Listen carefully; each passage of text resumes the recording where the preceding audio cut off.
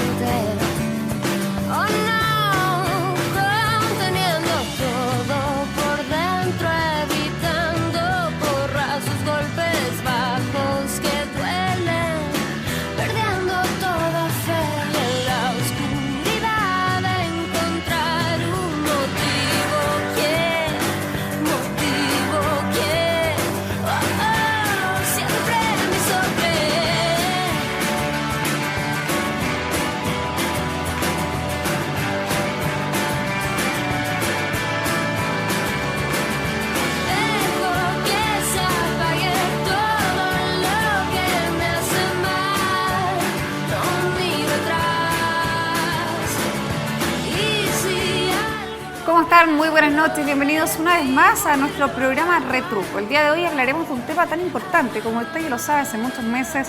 Cuando comienza esta pandemia, automáticamente se comienza a dar un soporte de salud para las personas que necesitaban estar aislados o no contaban con todos los medios necesarios para poder mantenerse aislados y no estar en un contagio, o incluso no contaban con lo necesario para estar aislados en su hogar.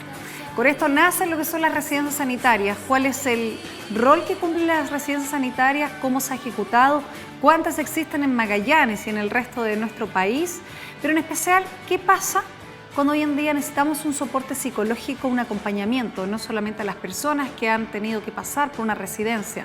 Usted sabe que lamentablemente el COVID ha tocado las puertas de diferentes personas, no solo personas adultas mayores, madres, padres o incluso a personas del área de la salud. Como hoy en día se entrega este soporte psicológico al equipo médico de las residencias, el soporte a las familias quienes tienen algún familiar internado en estas residencias o incluso a las mismas personas que se enfrentan a un COVID y han pasado por diferentes cuadros. La ansiedad, la angustia, la incertidumbre o incluso cuando tenemos algún familiar que ha pasado de una residencia a tener que ser derivado a un hospital.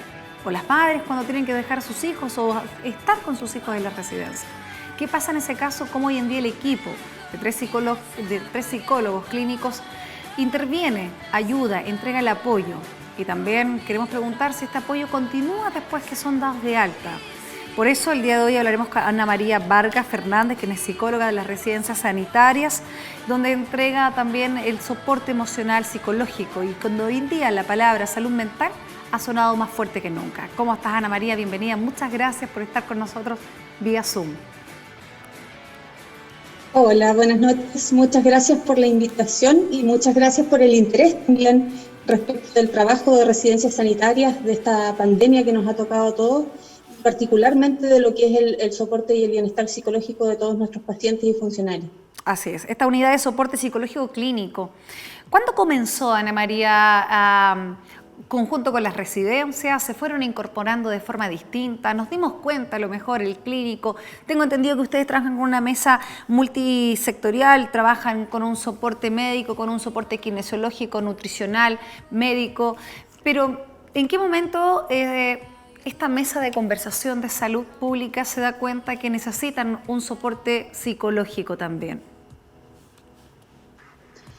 Mira, en realidad yo te puedo comentar desde el inicio de la unidad de soporte psicológico clínico, desde que estamos trabajando con la Seremi de Salud en residencias sanitarias, ya por el mes de septiembre más o menos.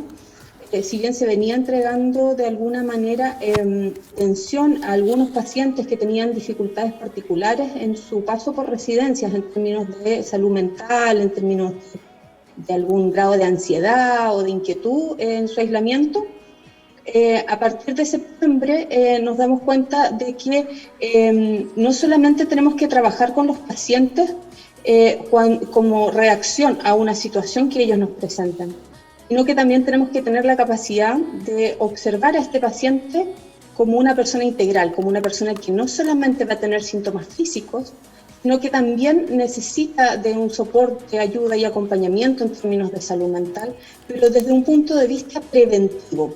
O sea, no reaccionar al paciente que ya tiene una dificultad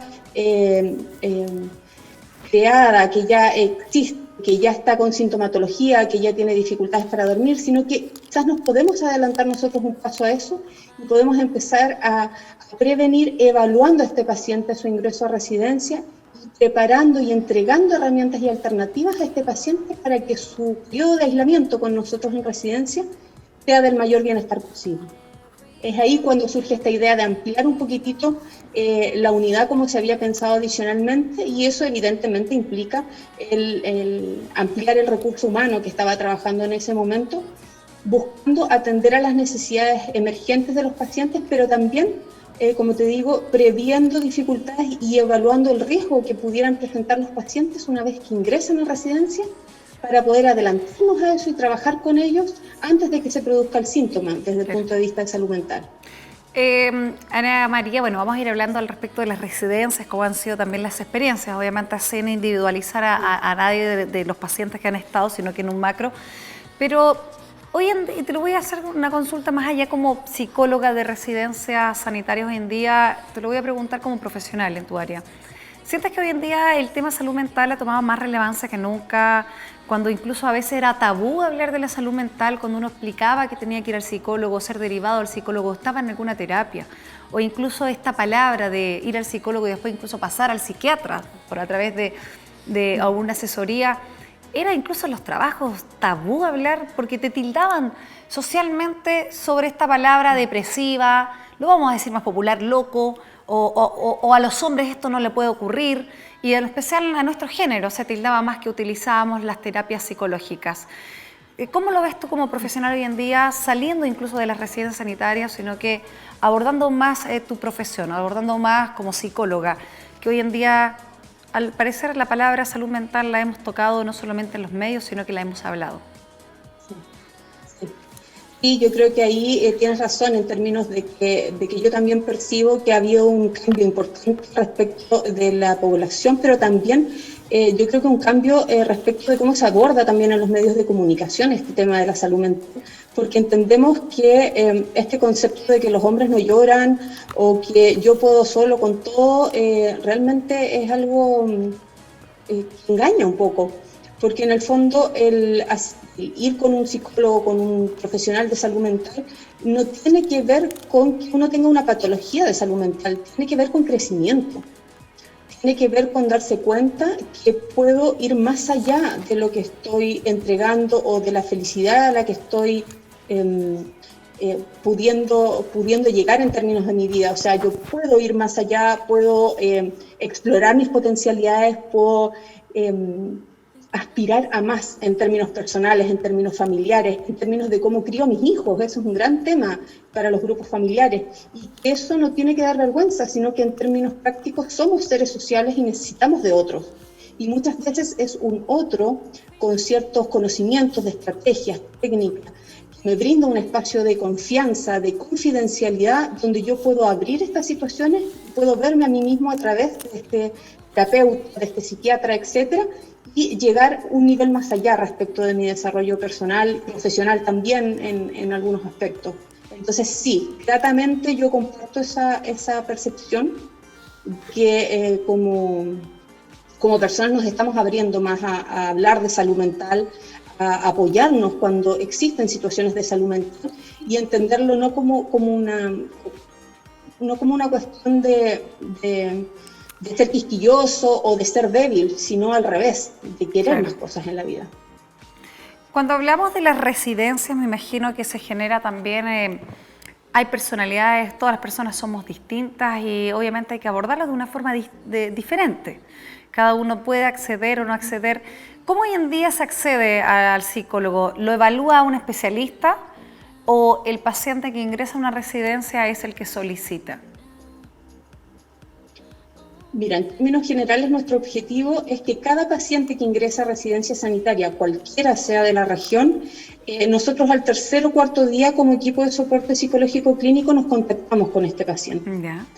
Para conocer su situación, para conocer sus inquietudes, para ver cómo ellos mismos han visualizado que van a poder enfrentar las situaciones de aislamiento. Si tiene, por ejemplo, estrategias, si tiene redes familiares, cómo ha visualizado que va a ser su conducta. Muchos de ellos nos dicen, sabes que yo antes he pasado por situaciones estresantes, o esto realmente para mí no es tan estresante por A, B o C motivo. Entonces finalmente son los pacientes los que nos pueden entregar con mayor claridad sus necesidades y explicarnos qué es lo que van a requerir durante el proceso de aislamiento. Independiente de eso, independiente de la llamada que nosotros hacemos, todas las residencias sanitarias, como ustedes deben saber, cuentan con equipos de salud profesional y técnico 24 horas para atender a los pacientes y ellos también están en permanente atención respecto de las necesidades que puedan ir surgiendo de estos pacientes. Incluso hay algunos que ya el día del ingreso presentan inquietud respecto de cómo van a pasar su situación de aislamiento y esta información es recogida por los equipos de salud y ellos inmediatamente nos comentan, nos derivan a estos pacientes. Quizás ya no lo vamos a llamar al tercer día, sino que lo vamos a llamar el primero o segundo día para ver cómo podemos serles de utilidad y empezar a trabajar inmediatamente respecto de estrategias para que se puedan sentir cómodos. ¿Cómo ha sido, Ana María, cuando hablamos a lo mejor de una situación más constante? ¿Cómo hoy en día los pacientes que ingresan a una residencia, porque hay que decir, los pacientes que ingresan a una residencia no son pacientes que se encuentran en un estado crítico, son pacientes que se encuentran en un estado estable. Uno puede optar, si es que sale con un PCR positivo, se le ofrece a través del Servicio de Salud de Magallanes, si es que quieren acceder a una residencia, independiente de cuál sea su situación, me imagino, social. Pero ¿cuál es la apreciación que existe hoy en día de un paciente? ¿Cómo hoy en día se enfrenta? Porque de cierta forma quedarme en mi casa, si tengo las posibilidades, si vivo solo, si tengo el distanciamiento que puedo tener para evitar el contagio con mi familia y las comodidades, claramente a lo mejor voy a seguir en mi rutina, voy a seguir en mi círculo, voy a seguir en mi hábitat. Pero cambiarse a una residencia, ¿cómo lo has visto tú clínicamente? ¿Han sido reacios los magallánicos o quienes son extranjeros incluso de acceder a lo mejor a esta posibilidad de internarse en una residencia donde claramente existe una cuarentena, donde existe 14 días o los días que se solicita a través del servicio? Mira, yo percibo que inicialmente, te estoy hablando septiembre, octubre, noviembre incluso, la gente quizás era más resistente, pero yo creo que por un tema más bien de desconocimiento. Ya. A ingresar a las residencias y te decían, no, tengo las condiciones en la casa, qué sé yo, nos acomodamos, los hijos se van a la casa del tío, qué sé yo, para guardar el aislamiento adecuado. Pero progresivamente en el tiempo, yo creo personalmente que eso tiene mucho que ver con la experiencia de las mismas personas que han estado en residencia, que empiezan a darse cuenta de que sí es una vía adecuada para guardar aislamiento, sí tienen cubiertas sus necesidades en términos médicos, en términos de alimentación, en términos de un espacio seguro, en términos de recibir atención integral.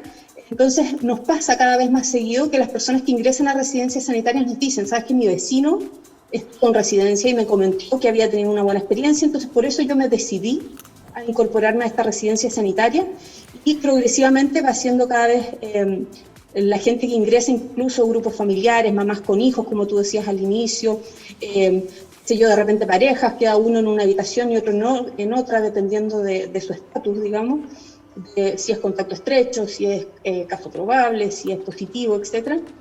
Y progresivamente la gente va requiriendo, cuando es trazado por Seremi de Salud, el ingreso a residencias sanitarias, y eso nos deja muy contentos porque quiere decir que en el fondo la estrategia está resultando y eso lo están mostrando los mismos pacientes y los motivos que tienen para ingresar. La verdad que ya hemos hablado al respecto de la cuarentena, ya hemos sentido como sociedad, como población, estar aislado, algo que a lo mejor nunca antes nos íbamos a sentir restringidos, no solamente nosotros, sino que diferentes países, lo que ha pasado. Pero, ¿qué efecto nos provoca mantenernos aislados? ¿Qué efecto psicológicamente hablando nos provoca, Ana María? Mira, tenemos que partir de la base de que las personas somos seres sociales. Necesitamos del otro para relacionarnos, para poder realmente compartir nuestras ideas e integrar ideas complementarias que puede tener otra persona, que necesitamos permanentemente expresar, por ejemplo, nuestras emociones en un otro. Necesitamos comunicar permanentemente lo que sentimos, lo que necesitamos, las ideas que tenemos. Y el confinamiento en términos generales nos quita un poquitito eso, en términos que tenemos que cambiar la forma en que nos relacionamos. Esto produce muchos efectos. Va a depender un poco de las condiciones, de las características personales, etcétera. Pero lo más notorio, lo que más se ha visto, tiene que ver con alteraciones en términos, por ejemplo, del sueño, porque muchas veces el estar en situación de aislamiento en el hogar nos sobrecarga de muchas tareas, especialmente los que tenemos hijos, por ejemplo, tenemos el teletrabajo, tenemos a los hijos, tenemos la casa, tenemos un montón de funciones que quizás antes no teníamos. Algunas personas puede afectar también el tema de la alimentación, porque naturalmente nos volvemos más sedentarios. Cuando estamos frente a la televisión, yo creo que todos tendemos un poquitito a comer de más. Entonces sí, eso también puede tener algún efecto ahí. Sí, somos todos culpables de eso. Nuestro nivel de actividad física baja, como decía, y eso también va generando de repente agotamiento, de repente cansancio, de repente no sentirse cómodo con uno mismo, ¿ya? Y adicionalmente también se asocia sentimientos que pueden tener que ver con frustración, con algún grado de ansiedad, inquietud, incluso en algunas personas angustia, porque son personas que naturalmente necesitan del contacto con un otro, y cuando quitamos eso es un factor estresor que se está sumando a nuestro funcionamiento, ¿sí? Algunas personas también pudieran tener eventualmente problemas de atención o de concentración, que tiene que ver un poquitito con este agotamiento por las multitareas, que en términos generales son como los síntomas más claros de que el aislamiento de alguna manera nos está afectando de manera negativa. ¿El aislamiento puede afectar, te lo pregunto por el historial que debe existir en las residencias? ¿Cuántas residencias sanitarias tenemos en Magallanes, o por lo menos en Punta Arenas, a la cual ustedes hacen el equipo de todo Magallanes o solamente de Punta Arenas? Sí, estamos cubriendo actualmente todo Magallanes. Ya. En Magallanes tenemos 13 residencias sanitarias actualmente y 8 de ellas se encuentran en Punta Arenas. Perfecto. ¿En algún momento hemos llegado, me imagino que esto igual desde el área de médica, pero te lo voy a preguntar, ¿en algún momento hemos llegado en sus picos con las residencias sanitarias? Mira, hemos tenido momentos en que las residencias han estado con mayor ocupación, pero en ese sentido se va revisando permanentemente las necesidades emergentes. Razón clara de eso es lo que pasó el día de ayer, que se abrió una nueva residencia sanitaria para cubrir estas necesidades, porque estábamos viendo que cada vez la demanda de residencias sanitarias es mayor. Por lo tanto, ahí está la reacción desde Seremi de Salud, la apertura de una nueva residencia sanitaria, y prontamente también se evalúa la posibilidad de abrir otras residencias sanitarias en la medida en que se vaya necesitando como estrategia de aislamiento. Se van a ir haciendo las modificaciones necesarias para que cada persona que requiera una residencia sanitaria pueda tener un cupo en ella. Cuando hablamos de acceder a las residencias, hoy en día sabemos que muchas de ellas son hoteles, que hoy en día cuentan con un buen servicio. Para muchos, a lo mejor irse a una residencia puede pasar incluso por una muy buena estadía, una muy buena experiencia, pero imagino que también hay experiencias que no han sido tan favorables. ¿Qué pasa cuando hoy en día una persona, a lo mejor cuando es una persona de no tan avanzada edad, siente que el COVID de cierta forma no le va a atacar tan profundamente, pero esta situación puede ir cambiando porque igual la persona puede ir generando algún tipo de ansiedad o teniendo algún tipo de síntomas, y esto igual afecta emocionalmente? ¿Cómo se genera ahí una intervención con quienes están internados en las residencias, quienes están hoy en día aislados a través de estas residencias? Mira, en general lo que más nos sucede es que algunos pacientes tienen dificultades, como tú dices, para afrontar lo que es el aislamiento, porque empiezan a presentar algunos síntomas de ansiedad, de angustia, de preocupaciones o ideas que van siendo repetitivas y que pueden alterar su sueño, su alimentación, o tienen mucha necesidad o preocupación respecto de lo que está pasando con sus familias que se encuentran fuera de residencia sanitaria. Desde este punto de vista nosotros hemos entendido que mucho de la intervención que tenemos que desarrollar tiene que ver con la información.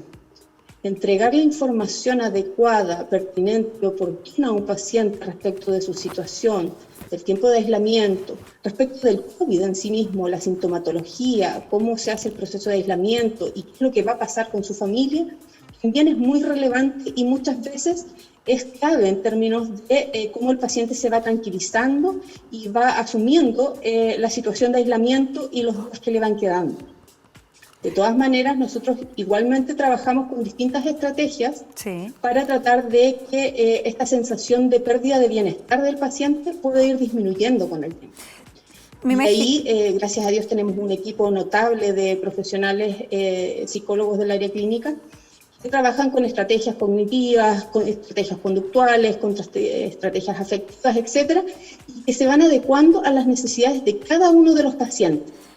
Es decir, lo que le puede servir a un paciente, por ejemplo, entregarle estrategias de relajación, de respiración, etcétera, para disminuir sus síntomas, quizás no es útil para otro paciente, que puede requerir de información, de acompañamiento y de escucha activa. Y la idea es que cada psicólogo que toma un paciente acompaña a este paciente durante todo su proceso de aislamiento en residencia y lo llama las veces que sea necesario para poder hacer que esta situación sea lo menos nociva para él o lo menos dañina en términos de su bienestar o de su salud mental. Cuando uno se va a una residencia podría pensar que las rutinas uno las dejaría de lado. Se habla que incluso el acompañamiento de las rutinas, tener horarios, bueno, estos temas ya lo hemos conversado en varios meses anteriores, incluso con otros psicólogos, que es muy importante. ¿Qué pasa con una persona que se va a una residencia y ya no tiene las rutinas? ¿Cómo hoy en día se generan estas medidas de salud mental, acostumbrarse? ¿Cuántos días hay que estar en la residencia, Ana María, para más o menos conocer la información? ¿14 días, 15 días, 11 días? Mira, es relativo en realidad porque depende del motivo por el que la persona ingresa. Hay algunas personas que ingresan a residencia a hacer aislamiento mientras esperan el resultado de su PCR. Ya. Pueden estar 1, 2, 3, 4 días. Hay personas que son contacto estrecho, que estaban 14 días en residencia sanitaria, que ahora ya va a ser 11 días, y las personas que son positivos. Cada uno tiene su fecha, su tiempo. Incluso tenemos casos de pacientes que tienen alguna afectación de su sistema inmunológico. Por ejemplo, las personas que se dializan llegan a estar 28 días en situación de aislamiento en residencia sanitaria. ¿Ya? Ahora, eso se va abordando, como te decía, en relación a las necesidades de cada uno de los pacientes. Y como tú bien dices, las rutinas son súper importantes para poder visualizar, prever y programar lo que va a ser su tiempo en residencia. Y ahí es donde son clave para nosotros los kinesiólogos.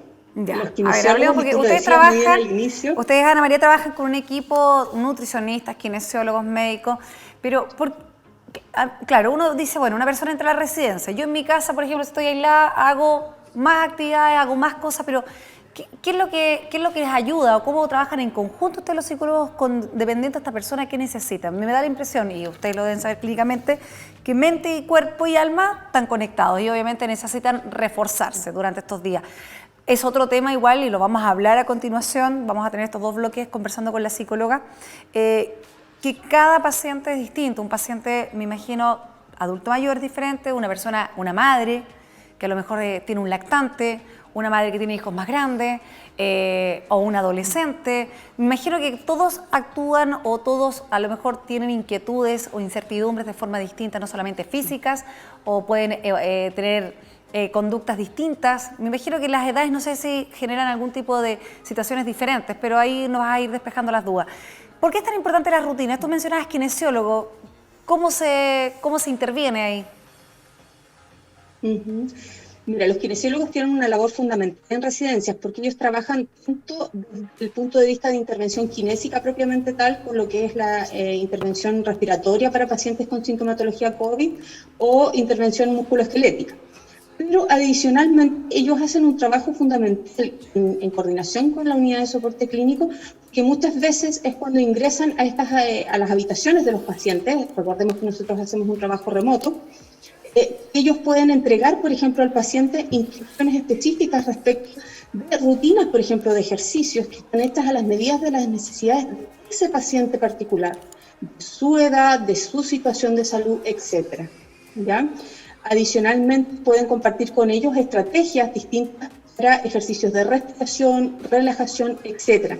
Entonces es muy distinto cuando alguien llega a tu habitación, te explica y haces el ejercicio con esta persona, y luego te puedes generar una rutina u horarios en el día en que puedes desarrollar estos ejercicios que están hechos para ti y que pueden complementar también las técnicas o estrategias que nosotros trabajamos con ellos desde el punto de vista cognitivo, desde el punto de vista emocional. Perfecto. Ana María, nos vamos a hacer una pausa comercial, pero a la vuelta vamos a hablar también si es que hay atención a los pacientes, ya lo hemos conversado, pero ¿qué pasa con el grupo familiar? A veces tenemos un paciente, tenemos un amigo, un familiar que está en una residencia. ¿Qué pasa con la familia que está afuera? ¿Qué pasa y cómo se interviene? Si hay madres que se tienen que quedar en las residencias sanitarias con sus hijos, si está permitido, cómo se genera esto del apego, el miedo, la incertidumbre, los adultos mayores y mucho más. Y lo más importante es cómo también se ayuda al equipo médico y el equipo que está dentro de las residencias sanitarias, donde ellos claramente llevan meses conviviendo, no solamente ellos, sino que incluso tú. Me imagino que como psicóloga también hay que hacerse ahí una autoatención y reforzar siempre las medidas. Nos vamos a una pausa y ya regresamos.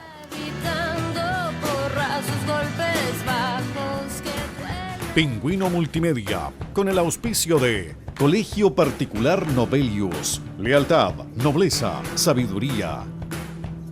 Comercial Termo Austral, fábrica de ventanas.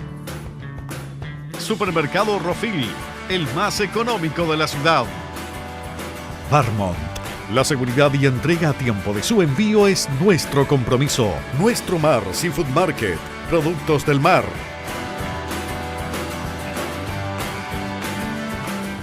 Pingüino Multimedia, con el auspicio de Colegio Particular Novelius, lealtad, nobleza, sabiduría.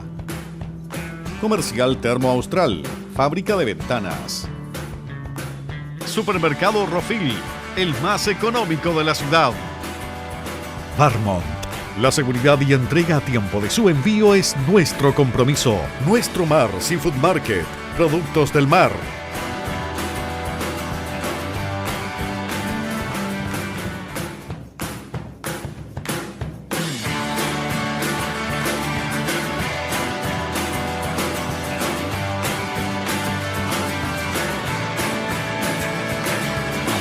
Continuamos nuestro segundo bloque del día de hoy, programa Retruco, conversando con Ana María Vargas Fernández, quien es psicóloga de la unidad de soporte psicológico clínico de las residencias sanitarias de la Seremía de Salud de Magallanes. Y habíamos quedado, Ana María, hoy debe ser diferente la estrategia o el soporte que se les entrega o el acompañamiento, porque hay diferentes grupos etarios, o sea, no todos los pacientes son iguales y como tú mencionabas, cada uno tiene a lo mejor alguna característica distinta o necesita o tiene un nivel y una medición de cómo ustedes hoy en día le realizan el clínico. ¿Existen realidades diferentes incluso dentro de las residencias? Por ejemplo, ¿qué pasa con los más jóvenes? ¿Qué pasa con las madres cuando tienen que ir con hijos? ¿Qué pasa cuando incluso los hijos se quedan fuera de la residencia? ¿O con adultos mayores? ¿Cómo se trabaja ahí en el acompañar? Vamos, mira, si quieres desglosando a cada grupo. Ya. Como tú bien dices, las necesidades son bastante diversas en relación no solamente al rango etario de las personas, sino también a las necesidades en términos de si presentan sintomatología o no, están grupos familiares afuera o no, etc. Lo que tratamos de hacer es abarcar estas necesidades desde la unidad en términos de, por ejemplo, cuando ingresan madres con niños a residencias sanitarias, a través de la conversación con las mamás, vamos viendo cómo podemos orientarlas respecto del manejo o la entrega de información, por ejemplo, de los niños. Porque muchas veces ir y venir de la vida cotidiana o lo apresurado que es este ingreso para algunas personas a residencia, ingresen con los niños, pero no se sientan quizás a explicarles adecuadamente qué es lo que está pasando, por qué están ingresando a esa residencia y por qué se van a mantener en una habitación sin salir. Y esto evidentemente a los niños más pequeños especialmente genera muchas fantasías, ¿ya? Sabemos que todo lo que no se le explica a un niño, el niño lo inventa, ¿ya? Y la imaginación de un niño puede ser tanto maravillosa como peligrosa. Entonces, en este ámbito de cosas, lo que buscamos hacer es, a través de la conversación con los papás y las mamás, conocer cómo ellos visualizan a este niño, a esta niña, a este adolescente. Si han visto cambios en su conducta, es que notan alteraciones, por ejemplo, en su sueño, en su alimentación, están más irritables, más inquietos, y en base a esto y a la conversación con los papás vamos entregando distintas estrategias para que ellos puedan informar adecuadamente a sus hijos respecto de la situación o incluso de aquellas situaciones que pasan fuera de residencias sanitarias. Claro. Por ejemplo, tenemos algunos grupos familiares en que mamá e hijo ingresan a residencia, pero desgraciadamente quizás el papá ha ingresado al hospital. El niño no tiene respuesta de lo que está sucediendo. Entonces vamos ayudándole a esta mamá o a este papá a entregar la información gradualmente, atendiendo a las necesidades y las características de edad y de desarrollo cognitivo que pueda tener ese. ¿Ya? No. Diferente es el caso, como tú bien decías, de los adultos mayores. Entendiendo que las residencias son una extensión del hogar y no del hospital, nosotros recibimos pacientes que presentan algún grado de sintomatología, pero no dependencia, en el caso de los adultos mayores. Entonces lo que buscamos es, por ejemplo, que estos adultos mayores, en su tiempo de ingreso a residencia, puedan mantenerse ocupados, tanto en términos de lo que piensan, de lo que sienten y de lo que hacen. Y para esto, nuevamente, contamos con la colaboración de nuestros compañeros los kinesiólogos.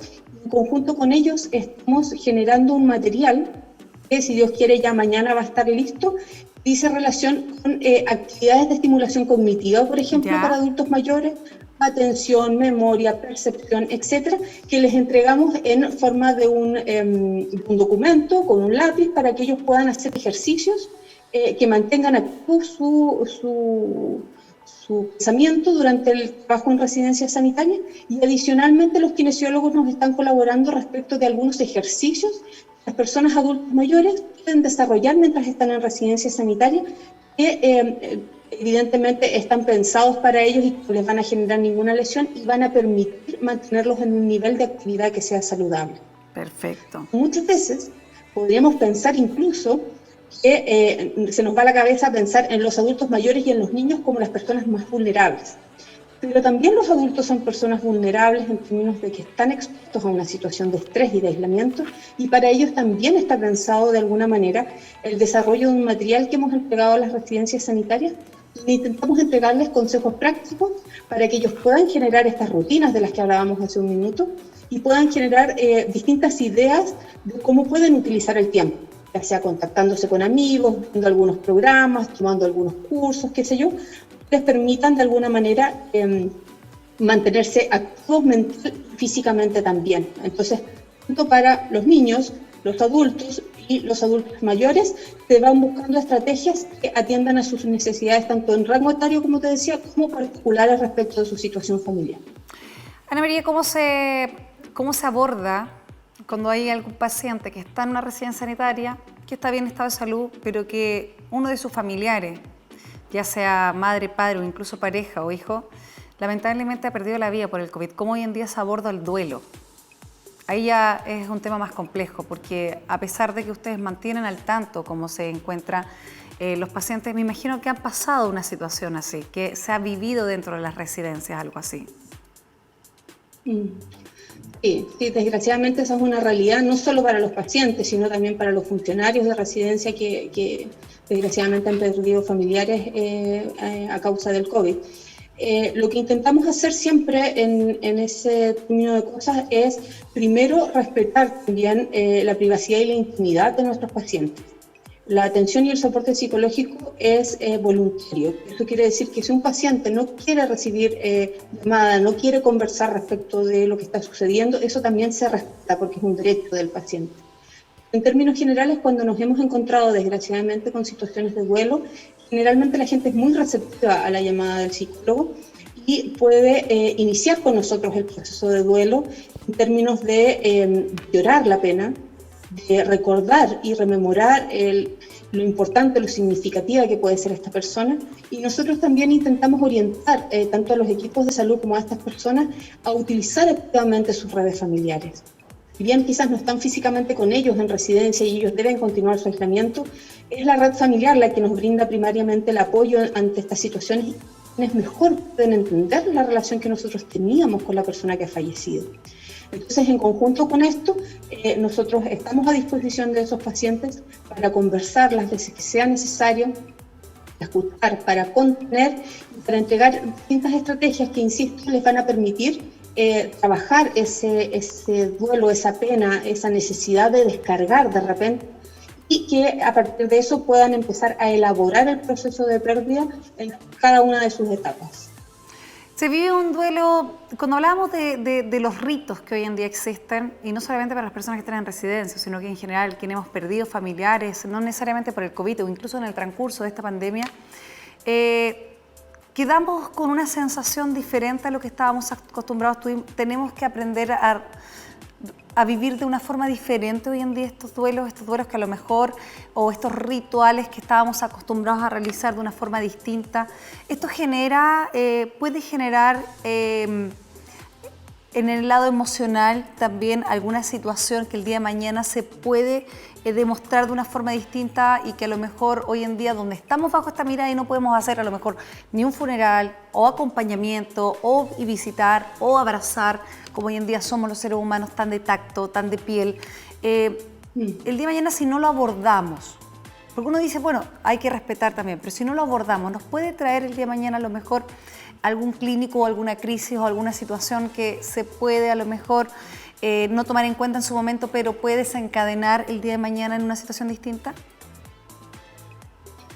Yo creo que cualquier proceso de duelo que no se aborda adecuadamente, que no se vive como proceso, puede traer consecuencias a mediano, corto o largo plazo para cualquier persona.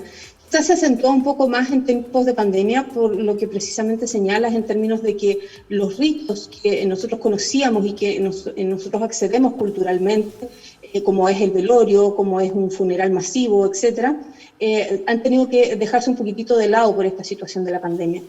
Sin embargo, existen muchas formas de generar ritos para poder despedirnos de aquellas personas que son significativas para nosotros. No solamente dicen relación con los ritos sociales, también hay ritos privados e íntimos que se pueden desarrollar. En este sentido, por ejemplo, la intervención narrativa es súper significativa e importante para los pacientes.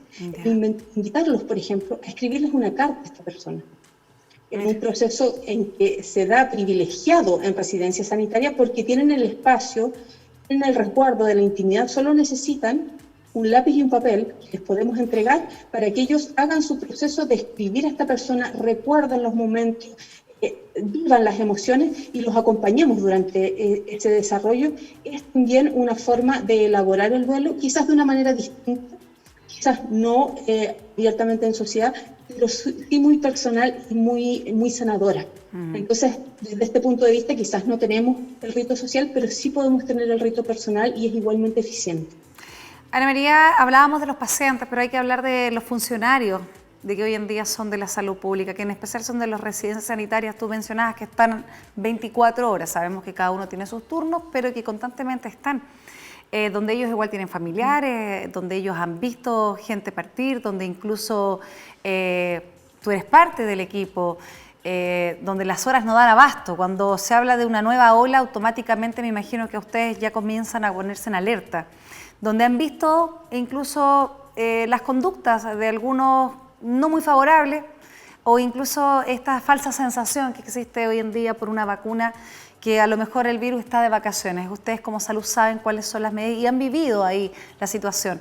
Y me imagino que más de algún funcionario del área de salud necesita tener un apoyo, necesita hoy en día no solamente el apoyo emocional de cada uno, sino que también mantener un ambiente laboral que sea cálido, que sea amigable, que sea llevadero al día a día, porque se viven situaciones de extremo.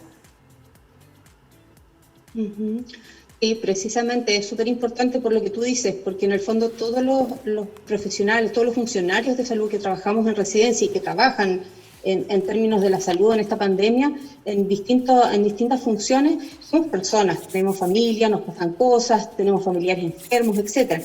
Y desde ese punto de vista también han quedado dentro de la estrategia y se ha visibilizado como una necesidad el ir atendiendo a las necesidades de los funcionarios, ya sea a través de una llamada, situaciones punto de estrés en términos laboral, principalmente relacionados con lo que tú dices. Qué importante es el clima laboral, qué importante es sentirnos cómodos con la dupla con la que trabajamos o con los otros profesionales con los que nos contactamos en nuestros turnos.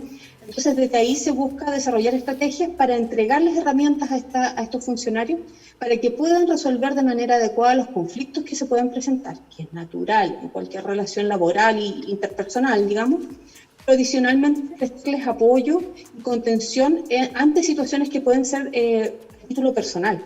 Por ejemplo, lo que conversábamos recién, un duelo, una enfermedad o cosas por el estilo. Entonces, desde ahí nosotros también les ofrecemos la ayuda, la orientación e incluso la derivación, si es que ellos requieren de una intervención más a largo plazo o una intervención de corte terapéutico.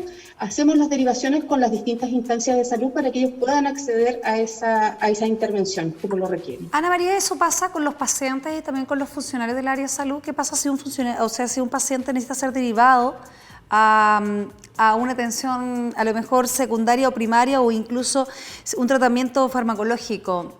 ¿También son derivados así como los funcionarios o los pacientes? Y mi segunda pregunta, ¿hay un acompañamiento después que son dados de alta los pacientes de la residencia? Mira, tanto pacientes como funcionarios requieren y que tienen voluntad respecto de iniciar un proceso de intervención en salud mental, terapéutico, etcétera, son derivados a la red de salud mental. Gracias a Dios tenemos una red bastante coordinada, bastante ordenada, y desde ahí las derivaciones generalmente se hacen a atención primaria, son los CEFAM, los equipos de salud de los CEFAM los que reciben estas derivaciones. E incluso pacientes o funcionarios que cuentan con tratamientos de salud mental que quizás no han podido tener la continuidad necesaria, buscamos vincularlos con la red de atención secundaria con la que se han atendido para que puedan dar continuidad. Nos pasa harto que este tiempo de aislamiento para muchos de nuestros pacientes e incluso funcionarios es una época de reflexión, de mucho insight respecto de cómo estoy, cómo me siento, qué aspectos tengo que cambiar de mi vida, porque es un momento de pausa para muchos, en términos de que dejo mis responsabilidades y puedo estar solo conmigo mismo.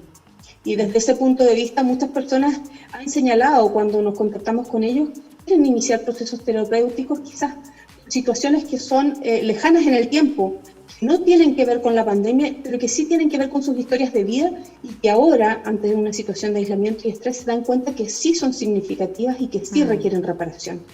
Entonces ahí hacemos nosotros la vinculación de ellos con las redes que sean necesarias para que reciban la atención cuando salgan de residencia sanitaria. Ahora, en relación con la segunda pregunta que me hacías, que tiene que ver con el seguimiento de los pacientes, nuestro objetivo como unidad de soporte clínico psicológico es brindar la atención, información, orientación y contención a los pacientes mientras se encuentran en residencias sanitarias. Ya. Sin embargo, nosotros siempre buscamos que las vinculaciones o las derivaciones de los pacientes, tanto a red de atención primaria, secundaria, etcétera, sean derivaciones vinculantes. Eso quiere decir que nosotros estamos seguros que el dispositivo de salud, por ejemplo el CEFAM, ajusta recibo de esa derivación. Ellos ya están al punto de ese paciente y nos dicen sí, nosotros nos vamos a contactar con él. No es una derivación que queda en el aire, que se pierde en el papeleo, sino que es una derivación que nosotros sabemos que llegó a destino, que usaron recibo y que van a contactarse con ese paciente para poder darle la atención que requiere. Ana María, ¿qué pasa si no hubiese existido la unidad de atención psicológica en pacientes de residencia o incluso en funcionarios de salud? ¿Era fundamental contar con esta atención, esta intervención? En este caso ustedes son 3. ¿Qué pasa si, no me quiero poner en el peor escenario, pero a veces es bueno hablar de salud mental? Somos tan reacios de hablarla. Hoy en día creo que esta pandemia ha dejado cosas positivas como la empatía, hablar de la salud mental, hablar que me siento triste, hablar que me siento incómodo, hablar que tengo incertidumbre, que tengo temor, que tengo miedo. Tú mismo lo mencionabas, que a lo mejor algún paciente que se dio cuenta que tenía algún tema a no tratar, debutó lamentablemente con esta pandemia, al perder un familiar, al decir estoy cansada, me siento angustiada, no es malo. a lo mejor pensar que sí necesito, o incluso el lado positivo, darse cuenta de alguna persona que tenía las herramientas para poder sobrellevar esta enfermedad, que sacó algo positivo, también no es todo negativo. Pero, ¿cómo hubiese sido el escenario si no hubiésemos contado con esta intervención psicológica, con este equipo que hoy en día está interviniendo en las residencias sanitarias? Puta, difícil pregunta, porque yo soy parte de las que llevan el estandarte en términos de, por mi profesión, yo entiendo que la salud mental es algo fundamental. O sea, no podemos hablar de salud sin hablar de salud mental. Y creo que lo rescatable de esto es que desde la Seremia de Salud han entendido eso y le han dado el lugar que corresponde a la salud mental en términos de la atención de nuestros pacientes. Como tú bien dices, muchos pacientes se sorprenden respecto de las habilidades que despliegan estando en residencia. Llegan el primer día y dicen, puta, yo no creo que me vaya muy bien porque tengo que ser nervioso, tengo que ponerme inquieto, etcétera. Y luego de un par de días se dan cuenta que sí cuentan con las herramientas, que sí son capaces, y eso lo proyectan al resto de su vida. Empiezan a tomar decisiones respecto a su vida. Entonces, como tú bien dices, hablar de salud mental no quiere decir hablar de aspectos negativos, no quiere decir hablar de enfermedad, quiere decir hablar de personas, con sentimientos, con emociones, con conductas que pueden ser perfectibles o mejorables. Y eso es lo relevante, y creo yo que así tenemos que entender la salud mental, como una posibilidad más que un problema. Ana María, todos podemos acceder el día de mañana si es que lamentablemente el virus puede tocar la puerta de cualquier familiar o incluso de uno. Acceder a las residencias sanitarias de forma gratuita y con todo este equipo, como tú mencionabas, esta unidad de soporte nutricional, médica, kinesiólogo y duplas sociales, ¿se puede acceder de forma gratuita? Sí, cualquier persona puede acceder a las residencias sanitarias, no importando su nacionalidad, su condición socioeconómica y su estatus, porque como decía, podemos recibir pacientes positivos, pacientes en espera de PCR, contactos estrechos, probables, sospechosos, etc. Cualquier persona que tenga que guardar el aislamiento puede solicitar su ingreso a residencias sanitarias y va a ser bien recibido y bien atendido como cualquier otro paciente que se encuentra en residencia sanitaria y va a recibir la atención, como les decía, de médicos, kinesiólogos, nutricionistas, psicólogos y, por supuesto, las duplas de funcionarios de salud que están 24/7 ahí en residencias para atender sus necesidades de salud.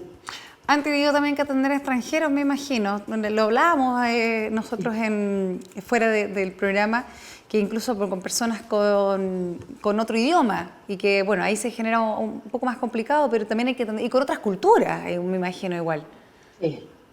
Sí. Ese ha sido todo un tema, Hemos recibido pacientes de varias nacionalidades, no todos que hablan español, pero gracias a Dios también ahí tenemos nuestra arma secreta, que es un colega que habla inglés, así que a él lo utilizamos especialmente para aquellos pacientes. Sí, el tema cultural principalmente, yo creo que las diferencias se han visto en términos de alimentación. Uno pensaría de repente que otras costumbres, pero en términos de alimentación es donde más se marcan las diferencias.